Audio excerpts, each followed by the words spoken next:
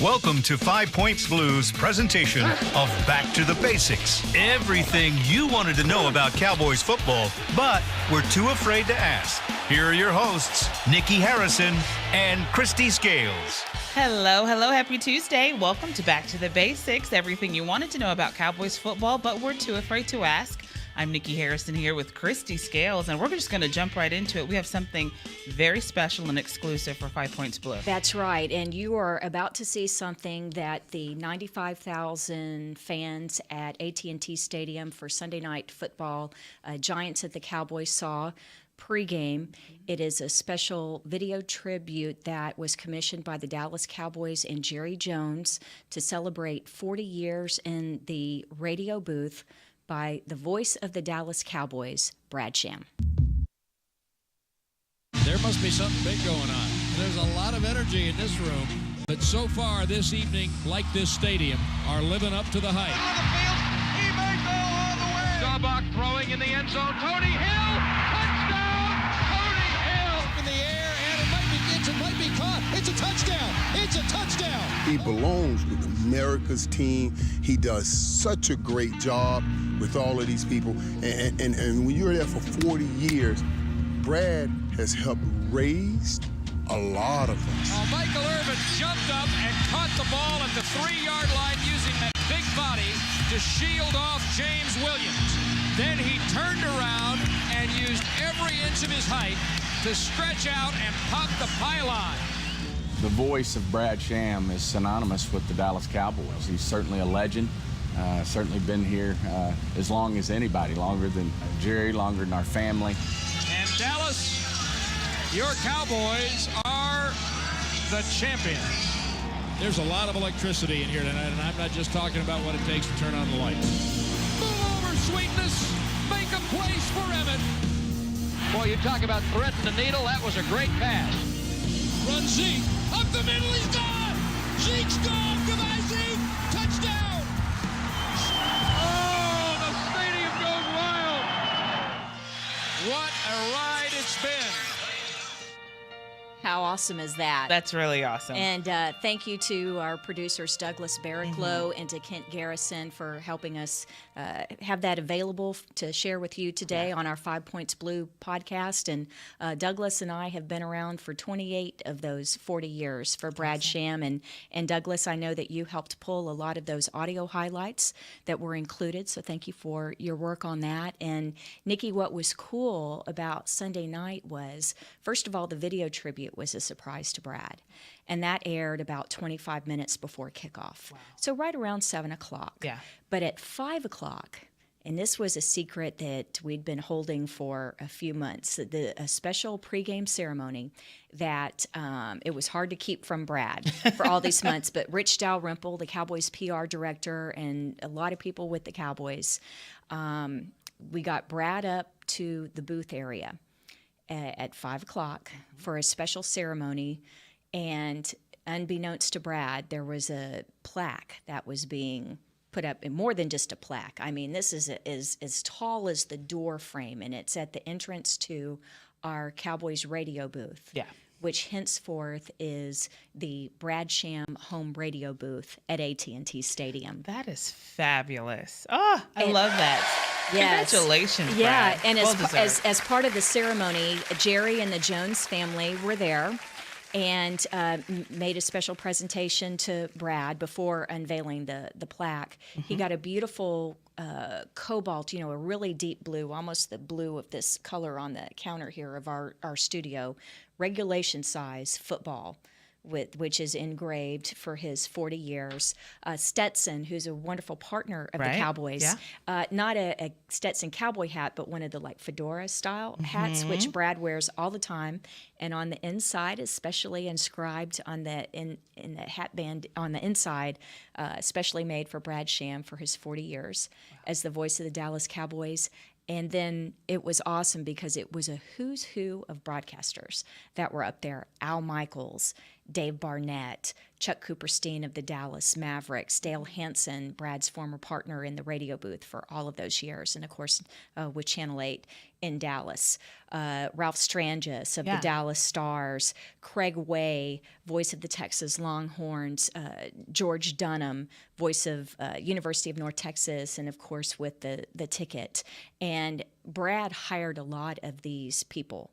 When Brad was sports director of KRLD back in the 70s and through the 80s, he gave these guys their first breaks in broadcasting. They were young pups coming out of school. So what an honor for them. Yeah, and so Brad had no idea that this had been cooking for weeks and months. And so we got him down to the sideline on a little roost and then worked it out where he came back up at 5 o'clock and he walks into the booth. There's a break area outside the booth, and it's set up as a press conference, and it just looks beautiful. They have the monitors there, they have the gifts there, and there's just a room full of people, including his 93-year-old mom, Chick, and family, his brother, and, nieces and nephews, and Lori, Peggy, everybody was there. Everybody, all of our Cowboys radio crew, past and present. So it was really super special. Special. I love that. That is awesome.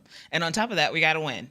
Yeah, he actually got to call a 64-yard touchdown on the what was it, third play from scrimmage for the Cowboys offense. So it was an exciting night, but just a really wonderful celebration. And again, thanks to Kent and Douglas for sharing that, because you guys are the first to see it outside of the folks who saw it live on Sunday night before the game. Very cool. Very cool. Well, we've have some sort of Cowboys news a little bit. Dan Bailey was recently signed to Minnesota. That's right. So Yeah. I watched that Minnesota game on. Was that something? Oh my You saw that gosh. young kicker miss those three kicks? I felt bad for him. Yeah, it's a kid named Daniel Carlson who had lining up for a game-winning kick. 35 yards is a chip shot by NFL standards. Okay. And it's overtime, right? Yes. And the Vikings are going to steal a win, Yes. From Green Bay, and he misses it. that. It was his third missed field goal of the day, and so he was let go. Since we're sort of yesterday. talking about it, a tie. What exactly does a tie mean? I mean, it's not a win, it's not a loss. Yeah, What- so in the standings, so now they're each 1-0-1, and it's actually good from a Cowboys standpoint in that that Minnesota and Green Bay are going to be contenders for playoff spots, and so even going into week 3 of the season, I kind of start rooting against the good NFC teams in case we have to, in case we don't clinch the NFC East, the Cowboys, and you're looking at tiebreakers and who's going to get for the wild card and stuff like that. Okay. So even though Minnesota and Green Bay are in the NFC North and not in the NFC East, still in the same conference as the Cowboys, and so. You don't want them to get a lot of wins because we might have to get a wild card instead of them. And so, anyway, neither one of them won. There's just a tie. So, you know what they say about a tie? It's like kissing your sister.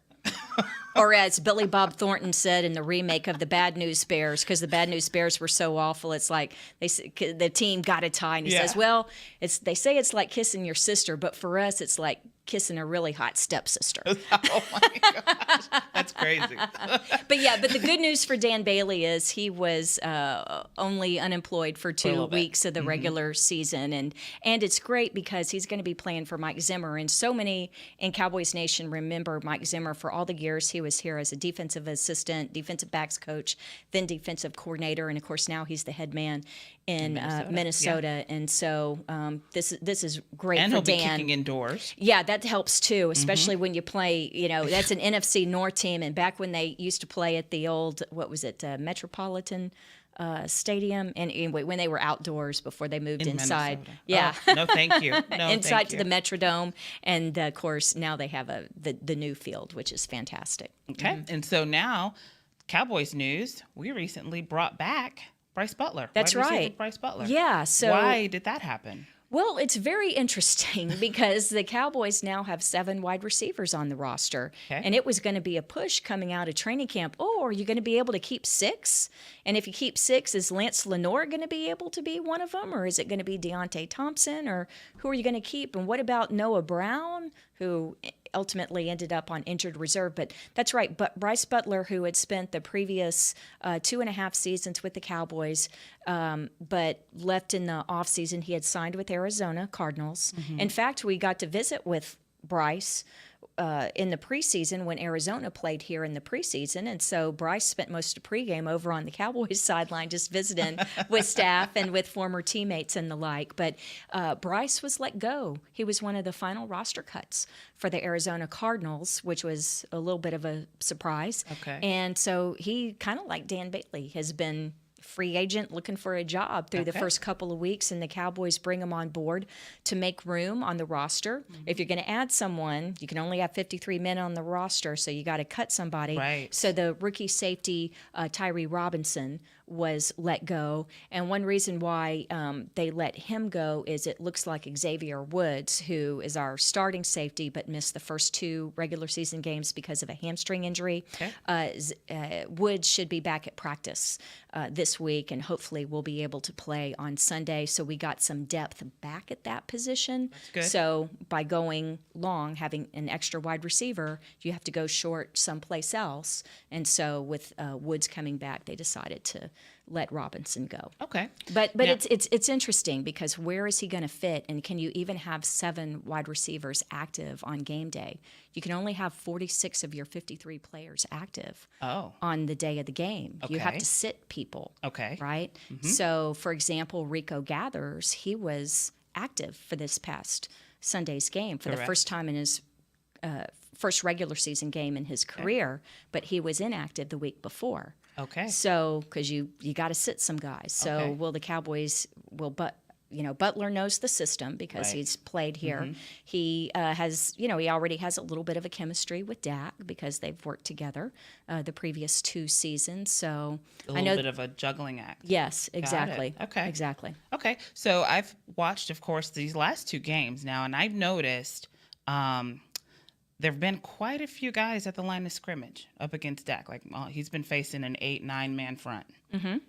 In your opinion, do you think that is disrespect towards him or respect for the Cowboys' running game? It's respect for the run game. And Okay. it's a mantra of the NFL. Hey, if we hauled Rod Marinelli in by the shirt collar right now and said, what's the key to the game on Sunday? It doesn't matter which game it is or who the opponent is. The answer is always stop the run first. Stop the You run. have to be Okay. able to stop the run. And the Cowboys, that's their offensive identity, a strong run game, right? Yes. Be able to impose your will in the run game. And you've got Zeke, who's arguably the best running back and one of the best offensive players in the entire league. For sure. So, yeah, but when you talk about having 8 or 9 players down there, that's just a normal defensive front is 7. So when we say, they got a really strong front 7 on defense, you're talking about the down linemen and the linebackers. So you already have 7 that are down in the box along the line of scrimmage and extending back to the linebackers. So 7 are already in the box, Okay. whether you're playing a 3-4 or 4-3 defense. 3 down linemen, 4 linebackers, or 4 down linemen, 3 linebackers. 7 are in the box. Got it. When they want to commit extra resources, the defense does, to stop the run, you say they're bringing an extra defender down into the box. It's generally a safety. So those are the 2 deep guys. For us, Jeff Heath and Kayvon Frazier, now Xavier Woods, now that Xavier's coming back. Okay. So you would bring down one of the deep guys that plays deep to stop the long passes, bring them down as an extra man in the box. Okay. Now you have 8 down there to Okay. stop the run. Yes. And so, yeah, you see that all the time. Okay. The Cowboys see that a lot because, again, strong identity as a run team, excellent running back in Zeke Elliott. And so, but what that also does is, though, it leaves someone open, right? That's the idea. It should. It should. If the defense can stop whatever they want to stop, if you commit enough resources to something, you're going to stop it. But it leaves you vulnerable, just deep, but also, that's why you see teams that'll spread out and go to multiple wide receivers or even, extra flex them out, slot receivers and stuff. Okay. So what you want to do is you're spreading out your offense because what you're trying to do is spread out the defense. Got it. And when you have extra little wide receivers out there, like Cole Beasley in the slot, or you have Tavon Austin or guys like that, well, what you're trying to do is create matchups. So if you have little guys and extra wide receivers out there, then it forces the defense. What you want them to do is match up and take out one of their bigger linebackers and bring in an extra smaller defensive back, like a nickel corner. Yeah. Nickel means 5. So instead of 4 defensive backs, 2 safeties and 2 cornerbacks, you take out one of your linebackers, you bring in an extra little guy, and now you have 5 defensive backs. Well, if Dak's back there in the shotgun or even under center, and you've got more little guys and one less linebacker, it's really great if you can run out of that, because now you've got one less big guy over there. Absolutely. More space. That's right. Okay, very good. I love that. That makes sense. Mm-hmm. All righty. Now, one thing that we're doing in honor of your 20 seasons. I know, what a slacker. Brad is like 40 years. Like, Christy, how many years on the sideline? Oh, 20 years on the sideline. Well, congratulations. Like, well, Brad has 40, but okay. That is not slacking it's still, at it's still all. great to be the youngest on the team, though, That is, I only have 12. So No, congratulations. but see, 12 is the number in Cowboys history because of Roger Staubach. So This is true. Yeah. This is true. But we're doing Christie's top 20. We're counting down. And today's question is, what has been the loudest stadium that you have gone to? The rowdiest and the loudest. Is it Seattle? Seattle of recently, yes, it's definitely Seattle, and of course the Cowboys play there on Sunday. Yes. And it's used to be called Quest Field, now it's called Century Field. But back in my early years on the sideline, it was back in the days where we still had the Metrodome. Okay. The original dome for the Minnesota Vikings. It's in downtown Minneapolis. And that was so small. It was just like a bandbox compared to like expansive domes like the Superdome and things like that. And the fans were right on top of you. And oh my gosh, it was ear splitting. Of Mind-numbing. course, that was back in the, when they had Randy Moss and Dante Culpepper and Robert Smith, and they had some really great teams. And I remember the time where we played there, and Emmitt Smith suffered a broken hand, or he was breaking away for a touchdown run, and the guy was chasing him from behind, and Emmitt's carrying the ball towards the goal line, and he reaches back to stiff arm and suffered a broken hand and stuff like that. But anyway, it was just absolute ear splitting there. Okay. Also, I remember a game playing the Colts in downtown Indianapolis at the old RCA Dome. And they have Lucas Oil Stadium now, which is newer and nicer. But the RCA Dome was like the Metrodome. It was this little bandbox. And they were just right on top of you, and it was so loud. But anyway, CenturyLink, it's unique, Nikki.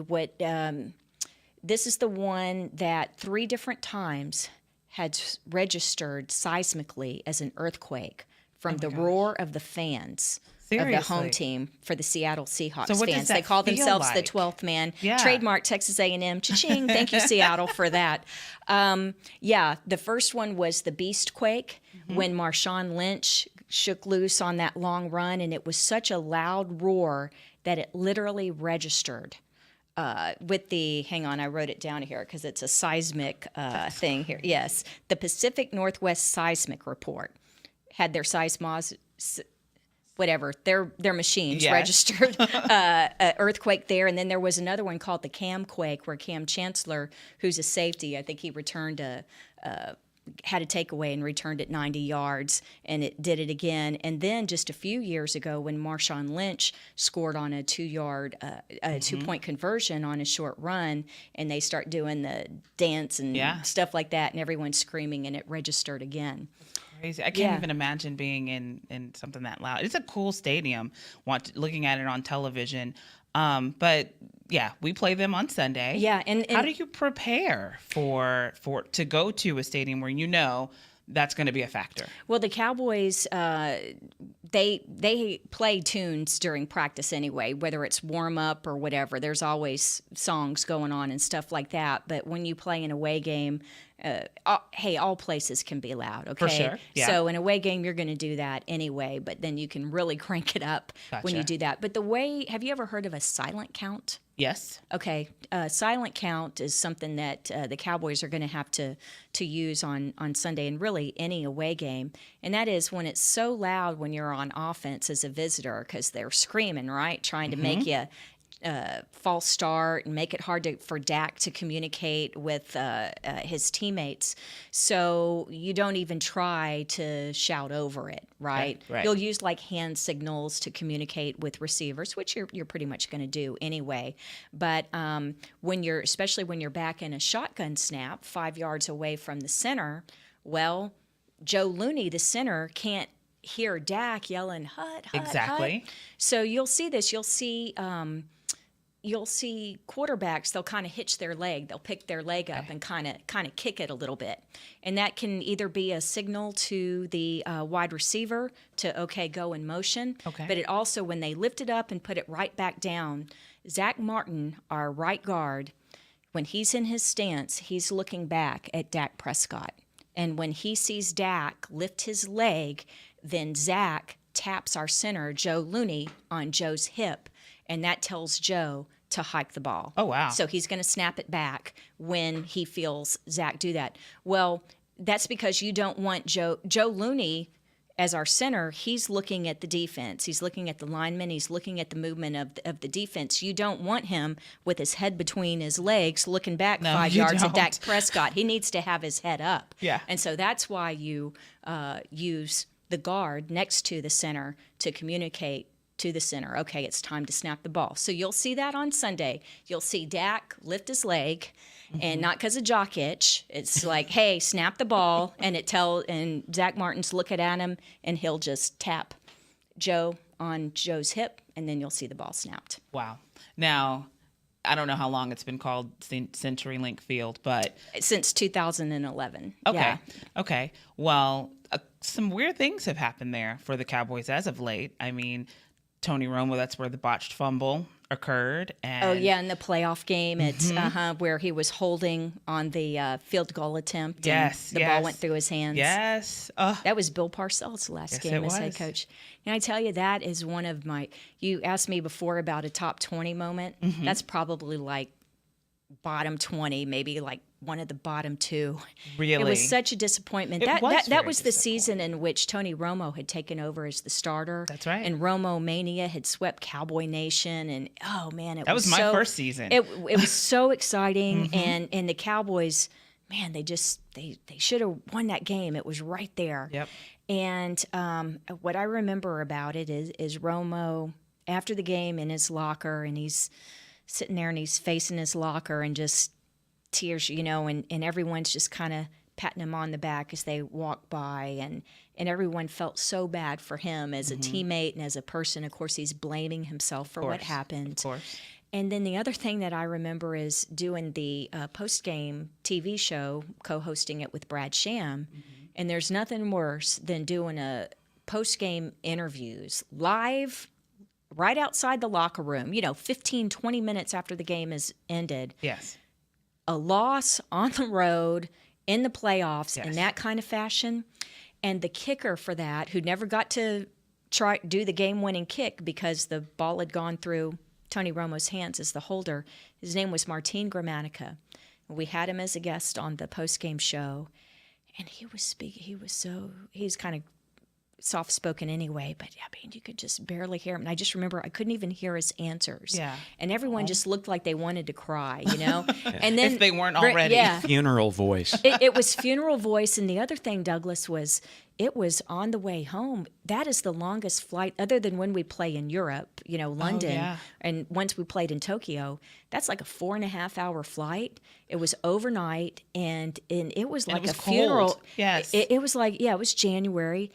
Just on the plane, plane ride homes are never fun after a loss. It's always down. But that really, it just felt like a funeral all the way home and through the first part of the off season as well. Well, something else that wasn't very good happened at CenturyLink Field. That was Tony Romo's career-ending injury in the preseason. That's right. And that was early in the game. I think it was the first offensive series. It was early in the first quarter.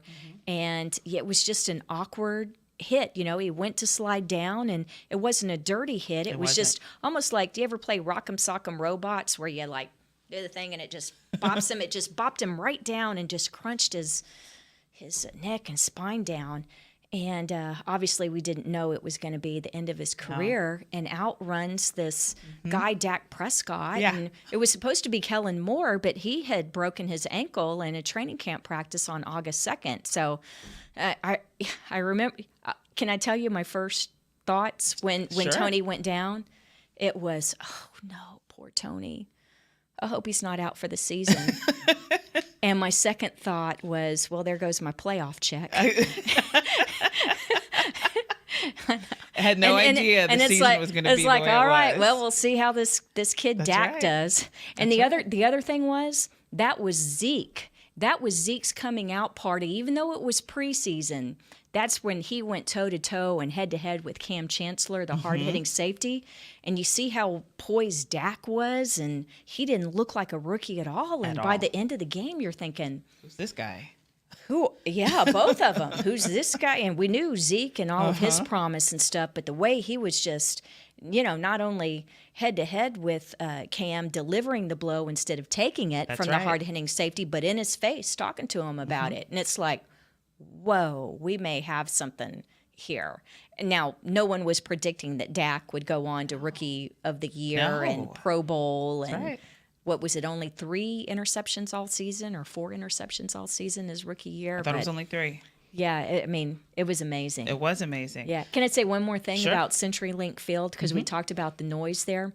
A lot of it has to do with the design of the stadium. It's a cool stadium. The reason why it's so loud, and it's kind of hard to describe, but it's almost, and again, I'm wearing headphones on the sideline, obviously, as the Right. sideline reporter, but it's almost like a tinny kind of metallic sound, and it just comes crushing down. And there are a couple reasons for that. Okay. One is the stadium is right on the south edge of downtown, and it's a very small footprint development area. There's not a lot, so they're trying to cram a lot into a small space, and it does seat 69,000 fans. But the not just the lower seating bowl, not just the lower seats are close, but the upper level are also closer. They're more over that lower level. So those upper deck fans are closer.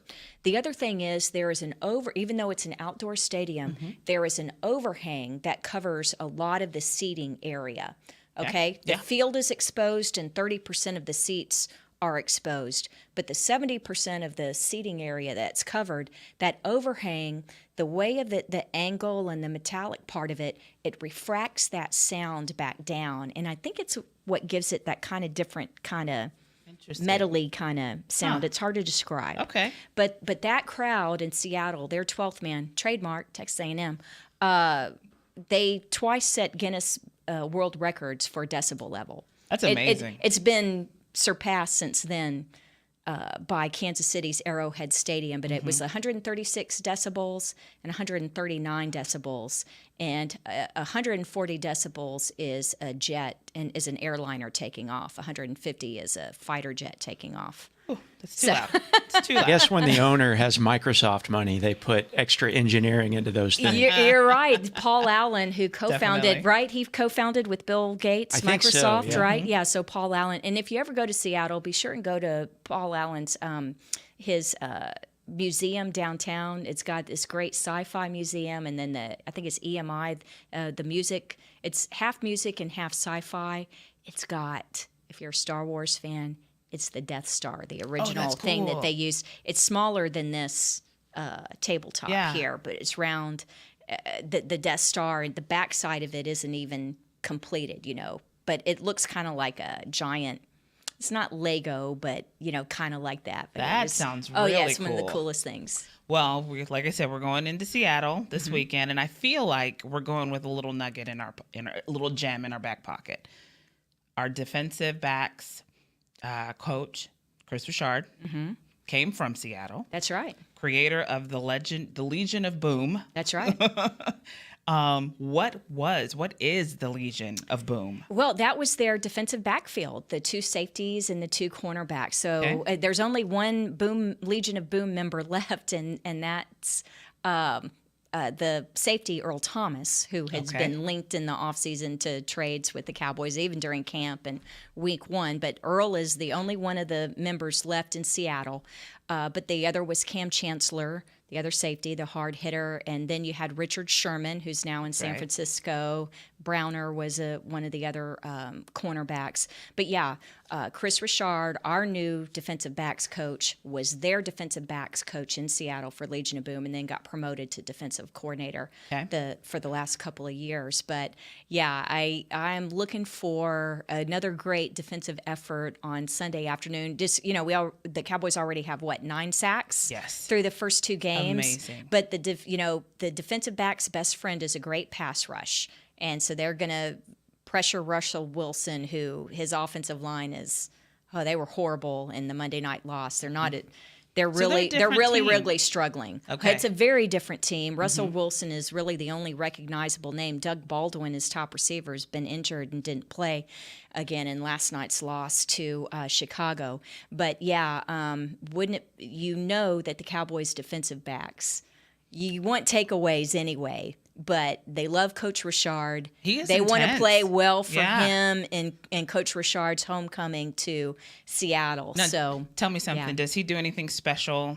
Do coaches do anything special when their opponents are former teams or former staff? It'll be interesting. The media is not allowed to talk to the assistant coaches other than the offensive coordinator and defensive coordinator during the week. So I don't know if Chris Richard will be made available this week for his homecoming to Seattle. And I don't know, Chris is a fiery guy, and I don't know if he would do the politically correct coach speak of, it's just another opponent. But, in his heart, the media. This dude's a competitive dude and so fiery and so well respected, not just by his defensive backs, everybody on the team, offense, special teams, and certainly by the coaching staff. I've had numerous conversations with defensive coordinator Rod Marinelli about Coach Richard and some of the things that they're doing, and he just has a real aggressive style of play. Yes. He's the passing game coordinator for the defense, so they're bringing in some different elements, and that Richard is going to get a lot of airtime. They're going to show him a lot on the sideline, for sure. And for sure. I'm looking forward to it. It's really going to be a fun game. You're not going to recognize a lot of the Seahawks players because they've had so much turnover in their personnel, but they still have Russell Wilson. Yeah, they do. Yeah, they do. All right. Well, that's it for us today. Our time is up. Great stuff today, Christy. Yeah, Thank you. And again, thank you, Douglas. Thank you, Kent. We hope you enjoyed the special video tribute to Brad Sham. That was awesome. Yeah. Thank you so much. We'll see you back here next week on 5 Points Blue. This has been a production of 5 Points Blue, DallasCowboys.com, and the Dallas Cowboys Football Club. How about this, Cowboys?